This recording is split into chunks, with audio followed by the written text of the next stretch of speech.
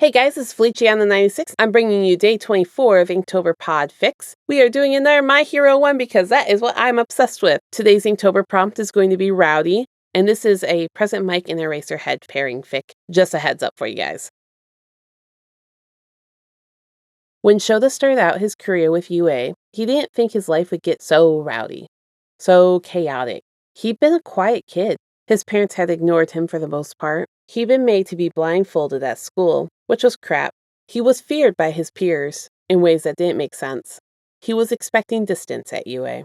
What he got instead was Oboro and Hizashi, his two best friends. Of course, they had pulled pranks and caused trouble up until... yeah. And then Shota had been in a very, very dark place. It took Nem and Tensei to pull him out, and they needed to pull him out because someone needed to pull Hizashi out.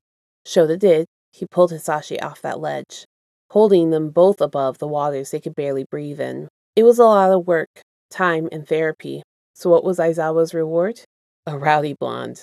Don't get him wrong, he'd rather have Hizashi like this. He was so lively and happy. He healed a lot after he started his radio show. Hizashi was like a sunflower, following the path of a spotlight hero and doing what he could to bring joy to the people of Japan. He excelled at spreading happiness. Sometimes it felt like he was trying to make up for what the world missed out on when it lost Oboro. Shota liked that.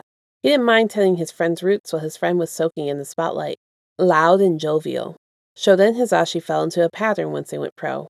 They took a day off that they shared. Otherwise, they shared good morning and good night. Of course, Shota's sleep schedule became crap when Nezu got them in as teachers at UA. Damn rat.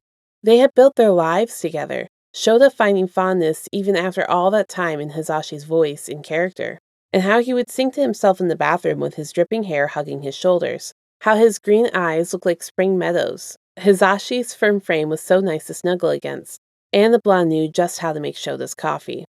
So imagine his surprise when Hizashi, the bastard he was, in front of all of their friends, went down on one knee.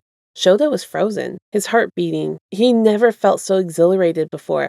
And that's coming from a guy who gets 20 heart attacks a year from teenagers learning how to responsibly beat people up. Sho, will you do me the honor of spending the rest of our lives together? I love you more than anything in this world. You are my guiding light, my strength, my rock, and I promise to spend every single day of the rest of our lives showing you how much you mean to me. Hizashi asked. He had a few tears already coming down his face, and he was the one asking the question. Will you marry me? Shota swallowed, his eyes glancing to Nem, who was crying, and Tensei, who gave him a firm smile. He looked back at Hizashi. No, Shota wasn't crying. You can't prove shit.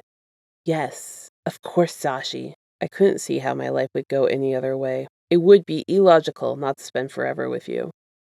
Shota offered his hand, but his boyfriend chuckled, standing and bringing out a chain for the ring, securing it over Aizawa's neck. Then let's get married, Hizashi gushed, before he pulled Shota into a deep kiss, sealing their promise. It was mid-kiss that Shota heard Nem say, Now I get to plan a wedding. Well, crap. Thank you guys for listening to that one. Let me know what your thoughts are down below in the comments section. Leave a like, all that good stuff, and I will catch you guys in the next one.